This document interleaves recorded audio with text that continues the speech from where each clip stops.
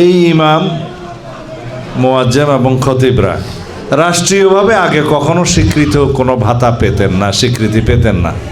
পাইতো?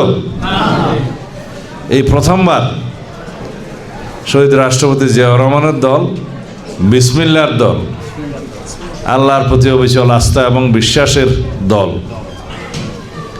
যেগুলো আমরা সংবিধানে স্থাপন করেছি, সংযোজন করেছি, শহীদ জিয়াউর রহমান করেছেন, সেই দল অনুধাবন করেছে এই দেশের আলেম সমাজকে আমরা রাষ্ট্রীয়ভাবে সম্মানিত করব। ভাতার পরিমাণ যাই হোক, রাষ্ট্রীয় তহবিল থেকে একটা ভাতা আসবে ইমাম সাহেবদের জন্য, খতিবদের জন্য, মুয়াজ্জিমদের জন্য। এখানে বলে রাখা ভালো, বাংলাদেশে শতকরা 92% মুসলমান, বাকি অন্যান্য ধর্মাবলম্বীদের উপাসনালয়কে আমরা এখানে নিশ্চয়তা বিধান করেছি। অন্যান্য ধর্মাবলম্বীদের উপাসনালয়ে যারা কাজ করেন তাদের জন্য একই রকম সম্মানের ব্যবস্থা করা হবে।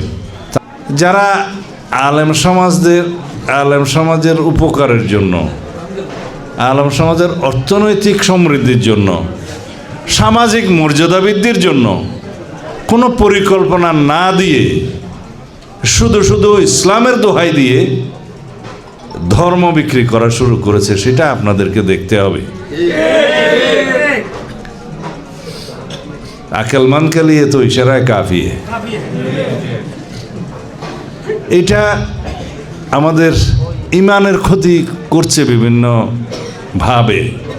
এই যে আমরা একটা দলের নামের পিছনে ইসলাম আছে, সেজন্য কি ওইটা পুরা ইসলাম হয়ে গেল? তাহলে তো আমরা যা নুরুল ইসলাম আছি সবগুলো ইসলাম। এইভাবে একটা বিভ্রান্তি সৃষ্টি করছে, বিশেষ করে নারী সমাজের মধ্যে তারা এটা খুব বেশি অনুপ্রবেশ করার চেষ্টা করছে। আমাদের সরল মনা, আমাদের মা বোনদেরকে যে বিভিন্নভাবে বিভ্রান্ত করার চেষ্টা করছে। যদি কোনো মার্কাতে ভোট দিলে জান্নাত পাওয়া যেত, তাহলে আশরাফুল আলম মাদ্রাসার মধ্যে পড়াশোনা করার আর দরকার কি? কোনো রকম একটা মার্কা বরাবর ভোট দিলেই তো হইতো। আমি শুনছি ভিডিওতে কেউ কেউ বলছে, এইবার যদি আল্লাহর দিকে তাকাইয়া, রসুলের দিকে তাকাইয়া যদি দয়া করে এই মার্কায় একটা ভোট দেন, তাহলে পরে জান্নাত নিশ্চিত। নাউজুবিল্লাহ। সামান্য দুনিয়াদারির জন্য, দুনিয়ার জন্য দিনকে বিক্রি করে দেয়া, এর চাইতে বড় জুলুম আর কিছু আছে? তো সুতরাং এইগুলোর বিপরীতে, আমি তো বাঙাল মানুষ, আমি বললে মানুষের কম শুনবে, কিন্তু আপনারা সবাই আলেম, আপনারা দ্বীনের রক্ষক, দ্বীনের প্রচারক, ইসলামের রক্ষক, প্রচারক। আপনারা এই কথাগুলো দয়া করে সর্বত্র বলবেন। সুতরাং দুনিয়ার জন্য দিনকে যেন কেউ বিক্রি না করে,